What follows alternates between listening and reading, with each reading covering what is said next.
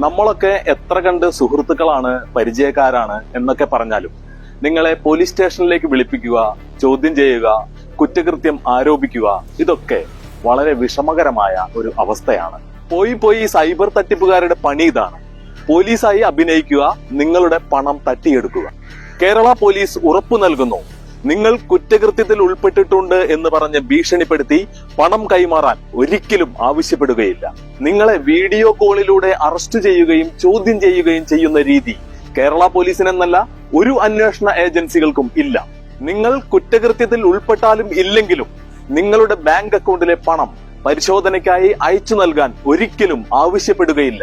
അടിയന്തര ഘട്ടത്തിൽ നിങ്ങൾക്ക് 24 മണിക്കൂറും വിളിക്കാവുന്ന നമ്പർ 112. നിങ്ങൾ സൈബർ കുറ്റകൃത്യത്തിന് ഇരയായാൽ വിളിക്കൂ 1930.